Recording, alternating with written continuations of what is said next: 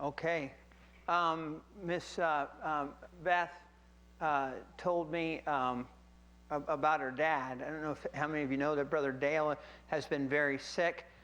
What the problem was his gallbladder, and he needed to get it out, but they've not been able to take it out because of how infected it is. Anyway, she has his phone.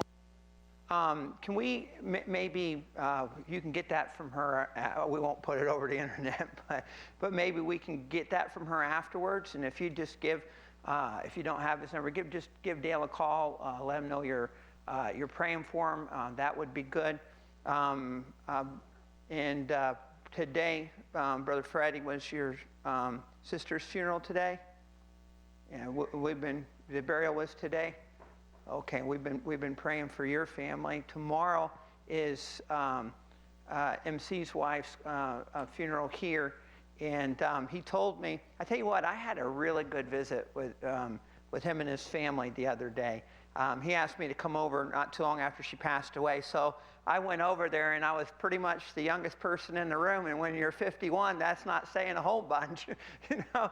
So we just sat down and started talking to him, and some of them actually lived. She has one sister that lives just 5 minutes down the road from me, and I tell you what that was because I've done lots of funerals and have been around a lot of that stuff, as most pastors do. And I was sitting there in that room, and no doubt people were sad.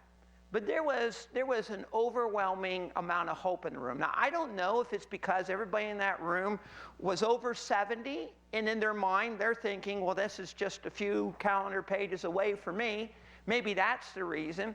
The other reason is, without a doubt, everybody in that room had a clear salvation testimony and was confident about that. And here's something that they'll share at the funeral tomorrow that I thought was really interesting. Greg and I went to visit MC, I don't know, it was probably a year ago. And since I didn't know them, I asked both of them to give me their salvation testimony.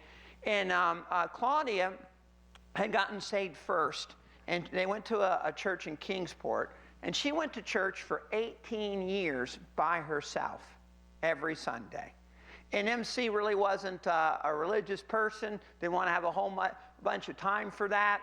He would occasionally go on holidays, and he said whenever they had a missionary, they would always kind of, send him over that way. And he said one day there was a visiting preacher in the area that was driving by his house, didn't know who he was, just felt compelled to stop and visit him. And then that next Sunday, MC went to church and got saved. He was 73 years old.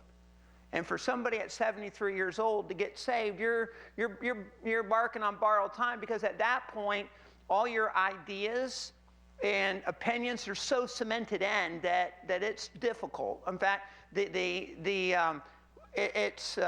chance of getting saved when you're younger is far better than waiting until you're 73, because you got all kinds of obstacles involved in it. And looking at him, I thought he had been saved for 40 years, and just to listen and talk about that, and so thankful for his wife, that his wife was faithful to go to church even though he didn't go, never gave up on him, and he ended up getting saved.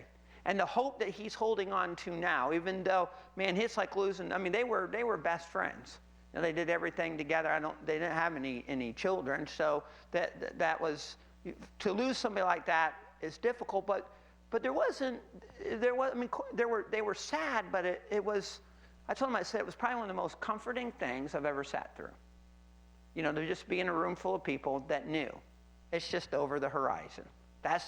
She's just over the horizon. She's not that far away. For them, she's within hand's reach. And I just thought that was neat, just to be able to hang out with those folks and listen to their testimonies. And even some of them didn't know all of MC's testimony. So pray for that family, that when their pastor that he got saved under is 84 years old, and he's going to come and do the funeral tomorrow. And then he told me, he said, you ever been up at Brimstone Cemetery? I said, no. He said, you're in for a treat. And so when an old timer says that, you don't quite know what that treat is. Mentioned something about maybe having to use a pickup truck for the casket. I said, well, that's Africa. That'd be I'd be okay with that. So just pray for that family tomorrow. Do we have any other prayer requests this evening that we can mention for people tonight? Remember my dad. Okay. And your dad's got Alzheimer's, correct? Oh, I don't know where Arnold went. Oh, there he is over there. Your mom, how's she doing? Can you go in and see her yet? Okay. They've still got that locked down. Anybody else? Any other prayer requests?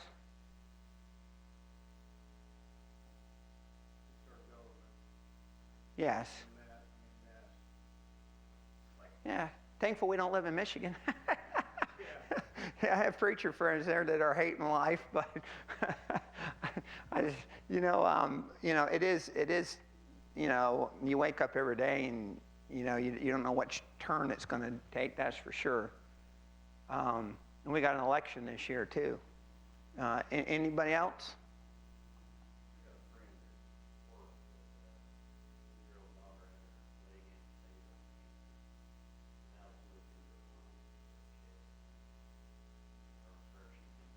Okay. All right. And that reminds me, Connie is going to start her testing to find out what her procedure is going to be, and that's the family that runs the orphanage in Africa. Brian made it back safe. They're on this side. Acom told me that they're locking more things down. Just about every country around them has shut their border, so that's going to make the food thing really, really scarce. But I mentioned on Sunday from the church, we're able to send them $2,400, and that'll give us a chance to get ahead of that a little bit for them to start stocking up on some food before. Right now, you can get it, but the people who live in the bush just don't have the money to get it now.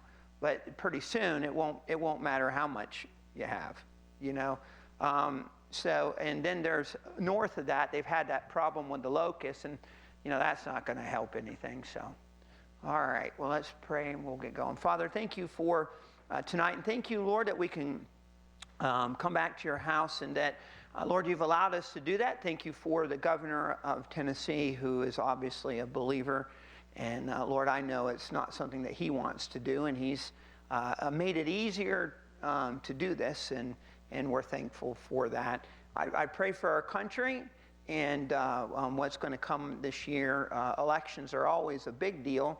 This one even more so because it's coming on the heels of a lot of uncertainty, and just going to place that in your hands, Lord. Certainly, you can control that, and just help us to do what we need to do there, and trust you for the rest of it. Lord, I pray you continue to be with Freddie's family. I was nice to hear him say that the night before she died, he got to talk to his sister, and she was laughing and just in good spirits. And I thank you that she didn't have to suffer and that she's home with you, Lord. But that doesn't erase the fact that Freddie and the family's going to miss her. And I just pray that in the days to come, Lord, in your kindness, Lord, you would just reach down from heaven and let them know you're there. I pray for MC and his family tomorrow as his wife's laid to rest. And Lord, I pray you be with the preacher. I know that the gospel will go out, and Lord, that if somebody is not saved, Lord, you'd use that lady's testimony and her love for you, Lord, to sow some seeds there.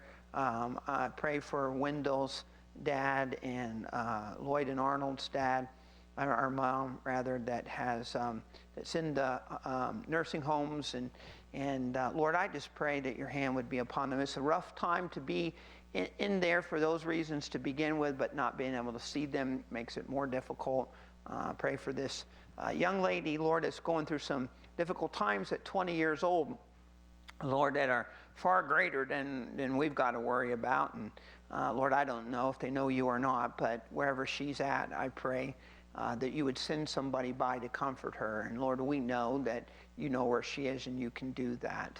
I pray for Dale tonight, Lord, who's been battling the problem in his gallbladder, and just ask that as he goes in for tests, Lord, that if it's possible, that there's some way you can scoot him in front of the line so that he's able to have that taken care of. I pray that you would comfort his heart and lift his spirits, let him know people are praying for him. And Lord, I just pray that you'd be with our service tonight, that you'd speak to our heart, keep us focused on you. Lord, it is still odd times, and just ask that you would guide us. We love you. We ask this in your precious name. Amen. Okay, if you have a Bible this evening, if you take it and turn to the book of Judges. We're in chapter 4. Last week we looked at Deborah, and then the very next chapter is, we're going to skip over that one. It has to do, in fact, we'll just look at the beginning of it. We won't go through it. It's actually it's Judges chapter 5, and I want you to just look at the beginning of it, and we'll go on to chapter 6. So Deborah and Barak, had the victory, and we knew what happened with the king there, and how Jael took a stake and nailed it. Jael, his wife, took a stake and nailed it through that guy's head. We saw that last week. Then I want you to go to verse 5, or chapter 5. Then sang Deborah and Barak the song of Abinom on that day, saying, Praise ye the Lord for the avenging of the Israel, when the people willingly offered themselves. Now that song starts here, goes clean through chapter 5. Now, it's like almost being a part of a cantata. I mean, it goes the whole ways. And then it ends, So let all thine enemies perish, O Lord, but let them that love him be as the sun when he goeth forth in his might. That's a cool way to end the song. And then it says this, and the land had rest 40 years. Now that part wasn't part of the song. And I just put that out because I mentioned it on Sunday, that, I certainly don't think every secular song's wrong to listen to. I mean, there are some that, have no negative meaning to it. So of course that wouldn't be wrong to listen to. But even if it was just, all you did was listen to classical music with no words to it, the question would simply be this: why wouldn't we want to hear songs about the Lord? That would just be a question. A question that if asked in heaven might be slightly awkward. I mean, if God knew there were, and this isn't the only time. Can anybody tonight mention another place in the Bible where they sang a song that lasted a whole chapter? What about when they came out of Egypt? Immediately, Miriam started singing, and it goes for almost a whole chapter. The book of Psalms, most of that was written, as songs. Then you look at what songs are, until we got into the popular culture today, which many of them just have filled with a bunch of nonsense. But when you look at old folk songs, they had a story to tell. Even old bluegrass songs have a story to tell, and usually is wrapped up in a particular culture. Okay? So whatever culture they're a part of, that culture has songs. You go to Africa, and they have... Greg today on the phone says to me, hey, can you hear that music? I said, what music?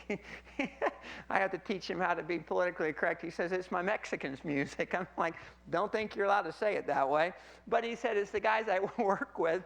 They're Mexican, and it's their music. I said, Greg, it sounds like you're in a Mexican restaurant. Because they have music that they identify to. I get in an Indian's car, even over here, who's Indian, and they turn on their music, and to me, it's like, what in the world is this? But to them, it's cultural to them, and it's something that's appealing to them. And you can go on. In every culture, you've got that, right? So Christianity is another culture. And my question would be, since we identify with that culture more than we should identify with a culture in this world, my question would be, wouldn't we want to listen to music that talks about that culture? You know, now each individual's got to make that decision on their own, but when you see a whole chapter which is all about a song, and it has to do with God from the beginning to end, we would wonder, you know, about what we should listen to, especially when we have a choice. If all you had was a certain kind of music, well, then maybe so. But since we do have Christian music out there, the question would be, you know, why is it sometimes it's this kind of music that's obviously got a lot of worldliness into it, singing about songs, things in a song that would not glorify the Lord, and then, you know, and you can discuss the genre later, you know, I mean, there's, you know, but at least it would be something that would glorify the Lord, and that would be, and that's just a question. It's certainly healthy to do that, and more so, it's healthy to pass that on to the next generation. I mean, why would they sing this song? Okay, why would God put it in the Bible? And when we get to heaven, we're going to sing songs in heaven, right? You know, I mean, I doubt it that they're going to be about anything other than Him. You know, so that's just a thought. We'll move on to the next one, okay? So, you know, we won't go, because the reason why we're not going to go verse by verse through chapter 5 is it's basically a repeat of chapter 4, just in a song version, okay? So chapter 6, all right? Now, if you've been following us while we're in this is the 6th time. The book of Judges is a transition book. There's a lot of chaos. They have a lack of leadership. So, and it stemmed from the fact that when they went into the land of Canaan, they were not careful to do what God did, and they left the Canaanites. The Canaanites and the Hittites and all of those guys, their culture began to rub off on Israel and caused them to stumble.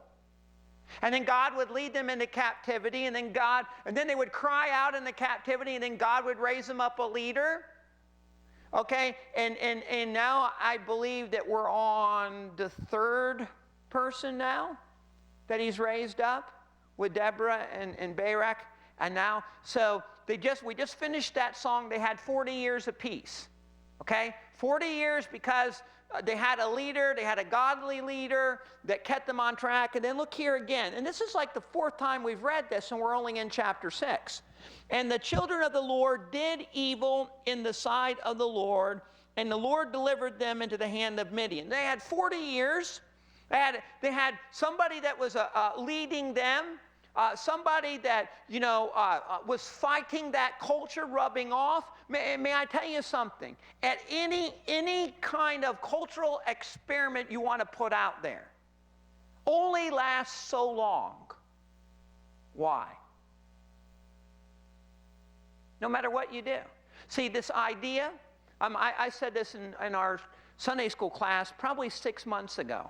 I asked our Sunday school class back there, 20 to 40s, I asked them, how many of you have 3 days of groceries in your house? None of them. Well, because they're of a generation that has not seen any turmoil. I mean, they missed Vietnam. You know, World War II is way too far away. The Great Depression, not even a thought. And they just assume, and it's not really their fault, but they just assume that, yes, why shouldn't we be able to go down and buy groceries at the grocery store like we've done since I was a little kid? Why would I ever think that that's not going to be there? Because of the history of humanity in the Bible, it doesn't last. Because if it could last, and it could work, you wouldn't need Jesus to die on the cross and take us to heaven to a new city which will never be corrupted. You wouldn't need to do that. Okay? But since that's impossible, that anything down here will always have an end. Now, as to how long that is, no answer to that, but guarantee this, it cannot, will not, won't last forever. All right? So that's how come even a few Sundays ago I pointed out that it's important that my kids and the younger generation understand not to look forward to that. It would be wrong. You know, not to live in fear, but because look what's happening here. Do you think the God that did this is any different than the God that's in charge today? All right, so what happened? He gave them 40 years of peace, and what did they do? They went back, and look what they were guilty of. And the children of Israel did evil in the sight of the Lord. Do you think America as a whole, and I'm not talking about us, America as a whole, are we doing evil in the sight of the Lord? Is that a true statement? Okay, so as long as that's a true statement, we then have to look at that as a whole and understand that if that doesn't happen, it's only because of the grace of God, certainly not because we don't deserve it as a whole, as a nation. I'm sure there were good people then. I mean, Deborah, all these leaders, you know, but they still had to deal with the problems of the rest of them when they did wrong and they got thrown into captivity again. So, and the children of Israel did evil in the sight of the Lord, and the Lord delivered them into the hand of Midian 7 years. And the hand of Midian prevailed against Israel, and because of the Midianites, the children of Israel made them dens, which are in the mountains and caves and strongholds. So they pushed Israel out away from those cities. And it was so, when Israel had sown, the Midianites came up, and the Amalekites, and the children of the east, and even they came up against them. So every time they planted, the enemy would come in. They didn't have a chance to enjoy anything. Food was scarce because the Midianites would come in and take it all.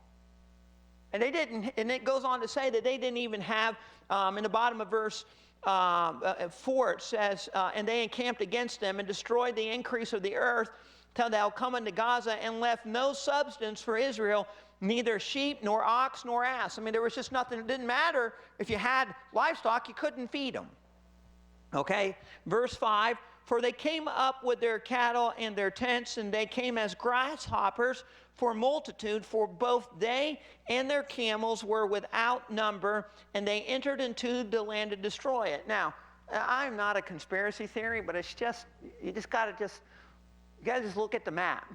There are absolutely an awful lot of Chinese people. And no matter what, now that's not a bad thing. I have missionary friends that are China. We need to evangelize that place like never before. But understand this, they are a communist nation. The value of life's not the same as ours.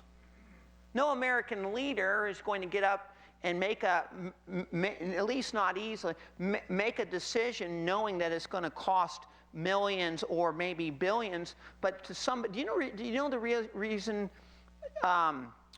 homosexuality is against the law in China? Do you know why? Why would it be against the law in an atheist society? Why would that be against the law?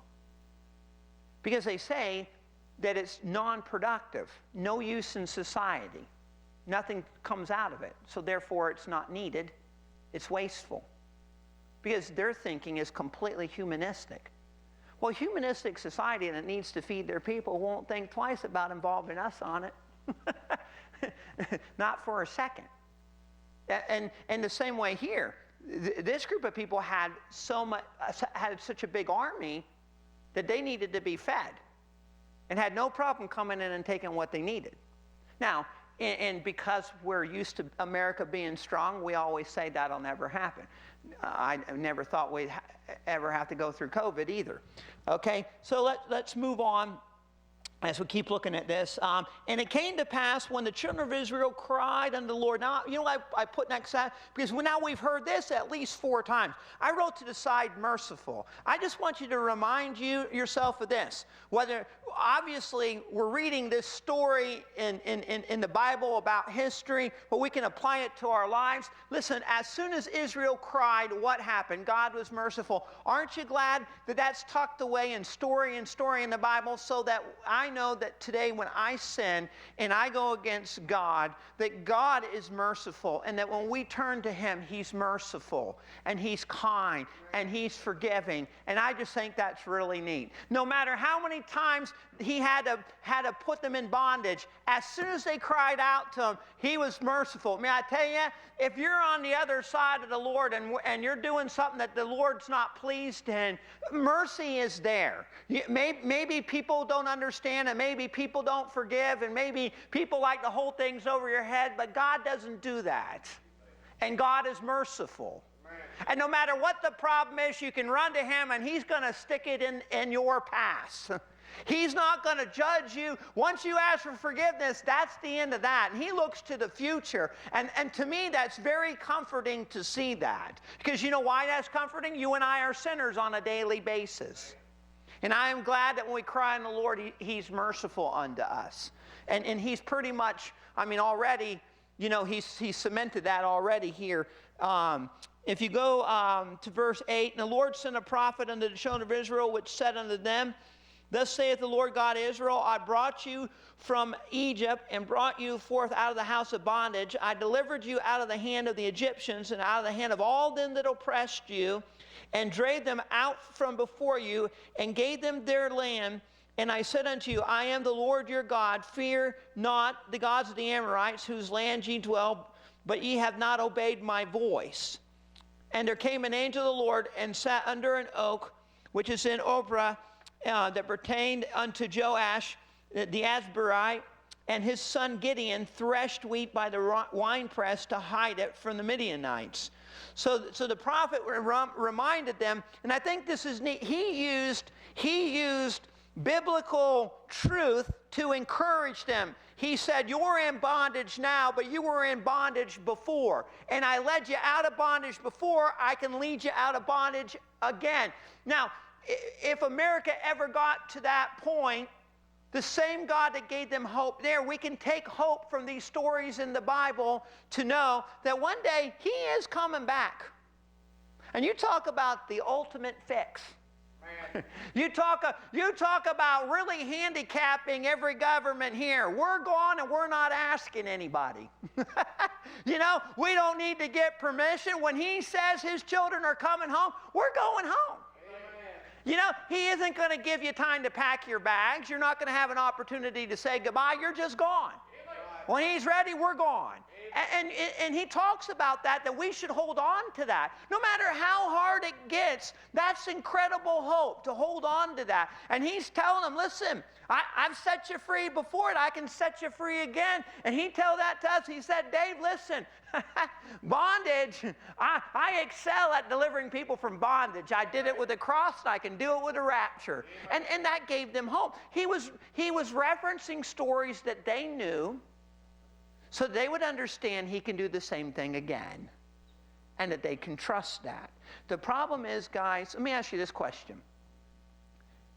How many of you believe that what we were going through has something to do with how our country has been for the last 50 years? If you believe that, raise your hand. All right, how many of you believe it's just a random thing? And how many of you believe, some people believe the devil's doing it? Well, if indeed God is doing that, because if you actually did a scientific study in the Bible of how many times he has done this, of course he's doing it. I mean, you can't escape that. Okay? Now, if he is doing something, if he is moving in our society today, where should we run? Should we be afraid? No. But you should definitely run to the Lord. Right? Okay? So, this event has, I mean, even me, I'm not afraid, but to say that it hasn't gotten my attention, just be crazy. You know? Try to buy a freezer today. You can't. At least not very easy. Okay? Obviously something weird's happening. Okay? I mean, you know, I thought I was doing good because I found a cow. Well, what are you going to do with that? You can't buy a freezer.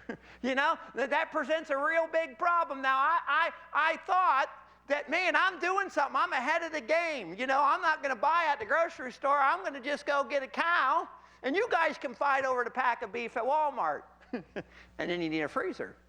And there is none. And then you think, that's just a little tiny bit. But here's what concerns me, is that when we obviously see God moving, wouldn't you think that you would see a movement towards God among Christians in the same amount of effort? but we're not seeing that. That's the part that scares me. What scares me is that this should trigger revival among us. Remember, revival is not for unsaved people. How are you going to revive something that's not alive? Amen. You can't do that. But among Christians, it ought to spark that. If you're ever going to spark one, that ought to spark it. Okay? I mean, there ought to be some concern and some hunger out of Christians to get closer to God. Because we already know uncertainties out there, right? To what degree that's going to go, I don't know. Nor should we worry about it, but we should definitely realize this one thing. Get as close to God as you possibly can. All right? And that's the part that's concerning, because now I think we've gotten used to a little bit more, and that's settling in. I mean, you know, things should change. Our prayer life should change. Absolutely. You know that I mentioned it the other day about the Lord's Prayer. How many of you, including me, how many of you really pray, give us this day our daily bread? Well, no, I got a Visa card in my pocket, money in the bank, and Walmart down the road. I got a job. So you kind of fluff over that. Well, do you know that it don't matter how much money you have if it's not there? You can't buy it. So now, no matter how rich you are or how good of a job you are, it's the time to better ask God to give us my daily bread. Because it doesn't matter how much money you have if you can't get it. You know? Well, that's the kind of environment that they're in. And here's Gideon. Now, Gideon was different because the rest of them were hiding, and he would go out at night, and he would do what he could. And what he was doing is he was threshing at night, and he was hiding it, knowing that if he got caught, he was in big trouble. But he knew he had to do something. He knew he couldn't stay at home anymore. He knew that he had to get out there and take care of his family. So he did that. And this is the person that God went after that night to ask him to be the next leader, to be the next person that stood up. And you know, what's the qualification of being a leader is being able to trust God. And he goes on here to Gideon, and Gideon said unto him, O my Lord, if the Lord be with us, then is all this fallen on us?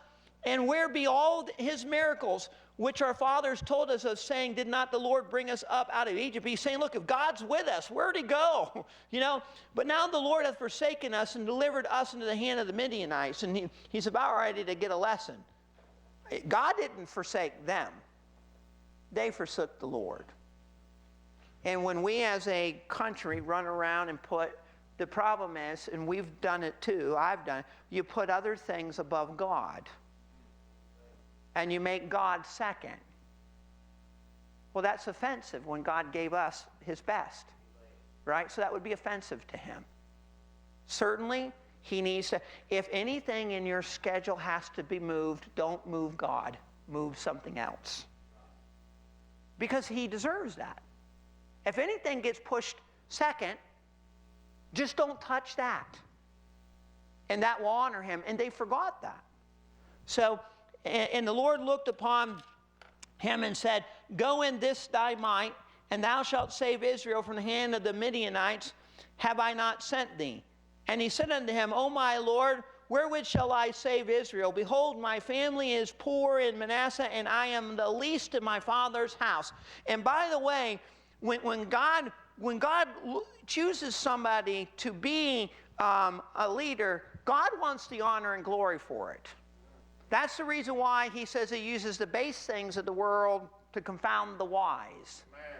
Because if it's the other way around, and a person like Saul, you know, who was doing it in his own might, then Saul gets the glory, and God wants the glory and should get the glory. And Gideon is saying, hey, how are you going to use? You may be thinking tonight, how can God use you? You know, number one, be available. Gideon was available. Okay? Number two, understand that nobody, it's God that does it, and therefore, if God does it, he can use anybody. Isn't that awesome? If God's doing it, He can use anybody. I mean, think about the words that he's saying. He said, you know, my family's not a very prominent family. And he says, we're poor. And then he goes on and he says this, I am the least in my Father's house. Not only is my Father's house not known, but I'm at the bottom. Well, why did he go after Gideon? Because Gideon got up and said, I can't stand here and do nothing. I got to do something. And even if it was as little as getting out there at night and trying to be quiet and thresh what he could, he was going to do something. And God said, in that might, I can take you all the way because you want to do something. Many, many times I've had this debate, and I think on Sunday I'm going to include it in that message, just some ideas about what serving the Lord looks like. It's not just preaching. That's just a tiny little aspect of it. Right. You know, it's you serve the Lord when you get out there and you let other people see Jesus in you. Man. Now, if you hide your light, no can do. You put it under a bushel, it won't work. You've got to get out there and give. It could be as little as a cup of water. Amen. But it's not, you know, doing it for friends and family is not as, that's not what shows, because God said, look, when you're kind to somebody that's kind to you, big deal. And I didn't write it. I mean, I paraphrased, but you've heard that before, right? He says, if you do good to somebody that does good to you, no points. Because that's normal. Of course you're going to want to do something back to them. They just did something to you. You know, you go out and find your enemy and you do that. That's different. That counts. There's 100 ways to do it. But God went after this guy because he was doing something. And he said, that's the one I want. I could see the angels looking at him. But he's like the lead. I mean, that's a poor family. They don't even have any. And he's the worst one out of all of them. And God said, yeah, but that's what I want. Because he's doing something. And I can trust him. And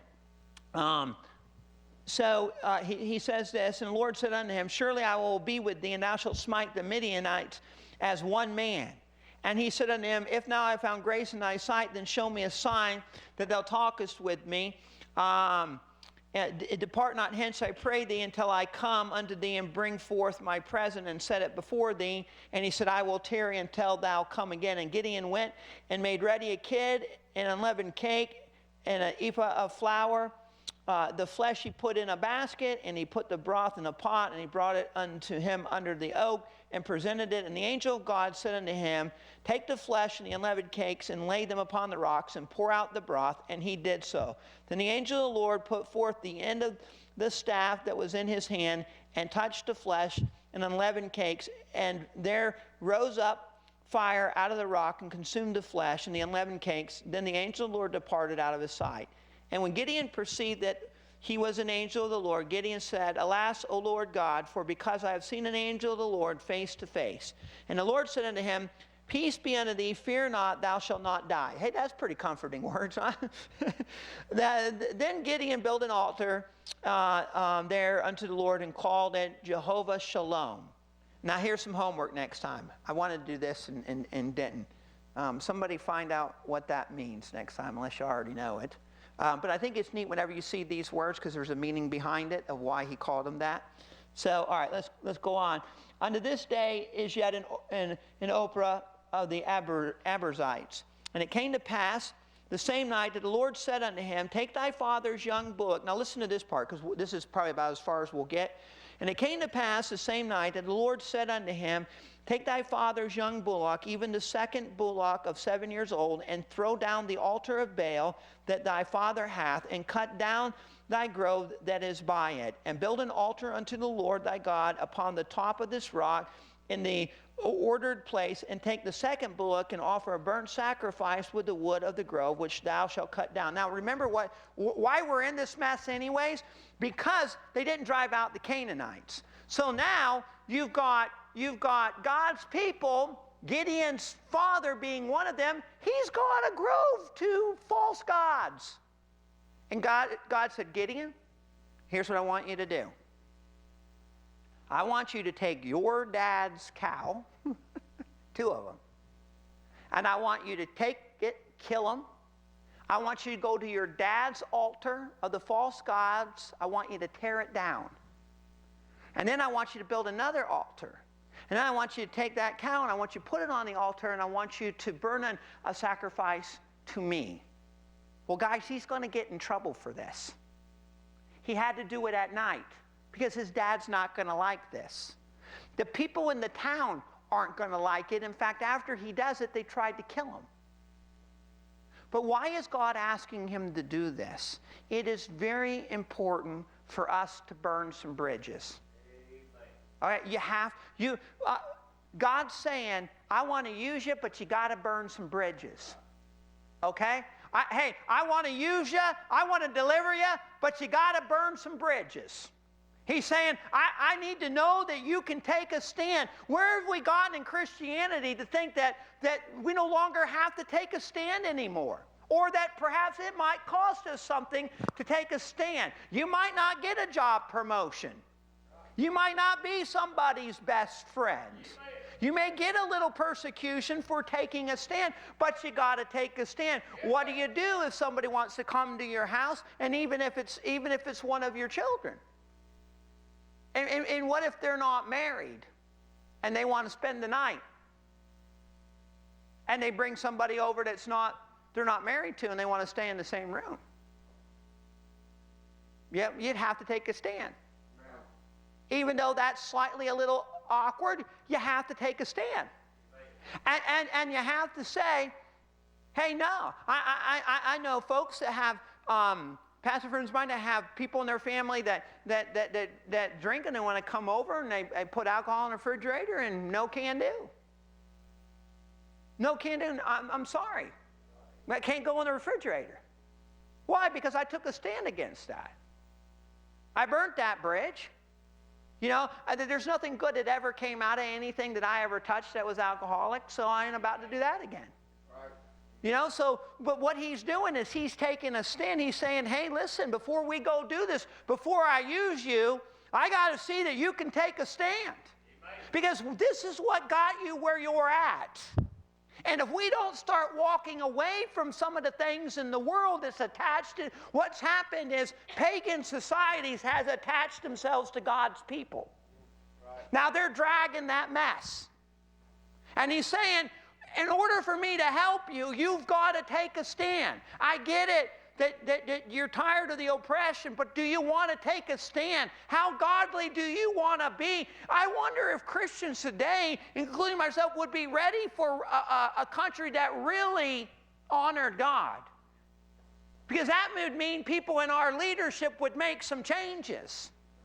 There'd be some places that wouldn't allow to be able to operate because they're not godly. There'd be some practices that needed to stop because it's not godly. Hollywood would come up with some new themes because they're not godly.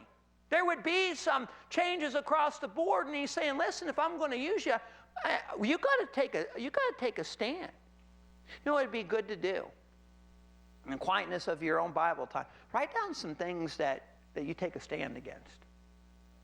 Just write them down. If you can only put 4 or 5, may very well be a problem. It'd be a good indication of, whoa, have I drank the Kool-Aid? If this world's really all that bad, should there not be a list of things that I'm not happy with in the world that I as a Christian would be against? Shouldn't be just 3 or 4 things. I mean, it should take another piece of paper and another piece of paper. From gambling to drinking to you name it. Of things that, listen, we're sinners, but we don't need more sin. You know? I mean, we don't need more vices. Yeah, you know, I mean, we got enough as it is. We don't need anything else attaching itself to us. We need to start getting away from it. So he goes and does that. I mean, and it was something that he was afraid of, but he did it. He did it at night, but he did it. Now, I want you to look down here, if you would, and go. And when the men, in verse 28, and when the men of the city arose early in the morning, behold, the altar of Baal was cast down, and the grove was cast down that was by it. And the second bullock was offered upon the altar that was built. And they said one to another, who hath done this thing? And when they adjourned and asked, they said, Gideon, the son of Joash, hath done this thing. Then the men of the city said unto Joash, bring out thy son, that he may die, because he hath cast down the altar of Baal. Now, the fact that this is even going on is crazy. Because these weren't Canaanites. These were God's people. And because he hath cut down the grove that was by it, and Joash said unto all that stood against him, will ye plead for Baal? Will ye save him? He that will plead for him, let him be put to death while it's yet morning. If he be a god, let him, I like how he put that, if he be a god, let him plead for himself, because one hath cast down his altar.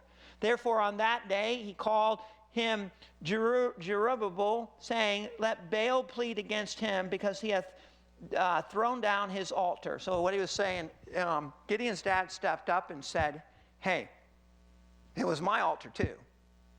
But why are we fighting for Baal? If he's a god, let him take care of himself.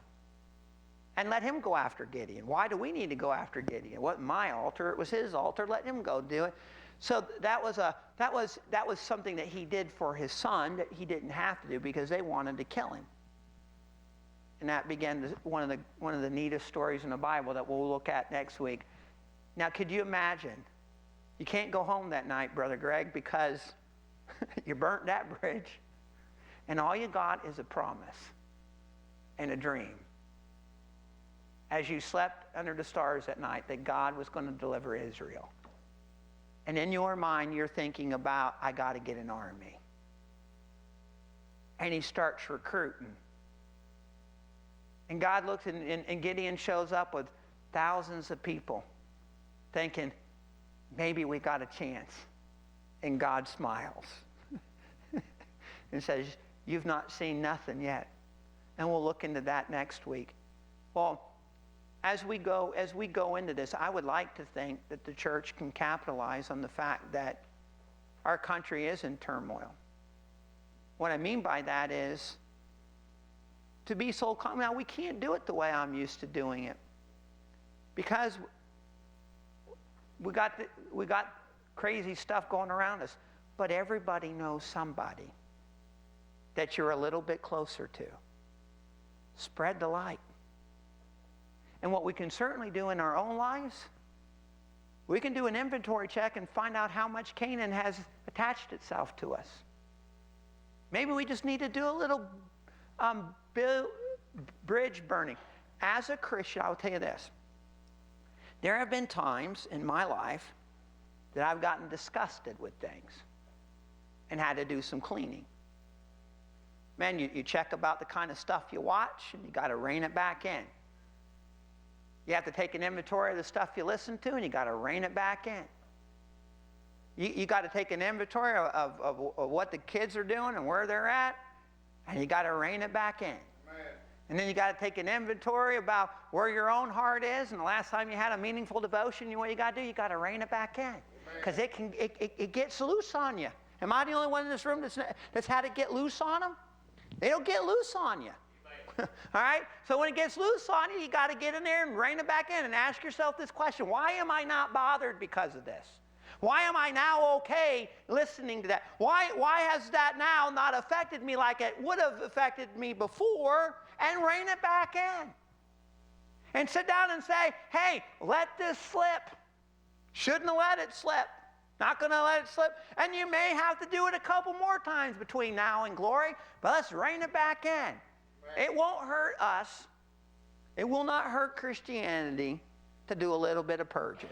It's not going to hurt us to get a little bit closer to the Lord. It's certainly not going to hurt us to do a little bit bridge burning, which he did. He burnt some bridges that night. Dad wasn't really happy with what he did, but he did it. And the Lord used him. And the reason why I know there's something for the church to do, because I haven't heard the trumpet. Wendell, The other day I went out there to the grave, and I've not spent a whole lot of time out there, but I stopped and stood next to 3 of your pastors. And a little bit I thought that I know about him. I just thought about him. I thought about the America that your father had the privilege of pastoring in. I mean, he was born early 1900s. You know, he would have been not very popular today as a preacher. Now, he'd have preached it hot. Amen. Think about the things the church has given up since Virgil preached. I'm talking about the church as a whole. We have same-sex marriage. When Virgil started preaching, abortion was illegal. Then I moved on to Milford and Roger. Now they're all home now. But this church is still here. That means we got something to do. Amen. And there are still lost people out there. There are still Christians that might not be lost as far as their soul goes, but not where they need to be with the Father. Okay? And we've all spent some time on that side of it. We got work to do. And maybe it's time that there just be a bunch of little leaders saying, God, give me something to do. Just give me something to do. Let me go do it. Brother Greg, will you pray? Then we'll go ahead.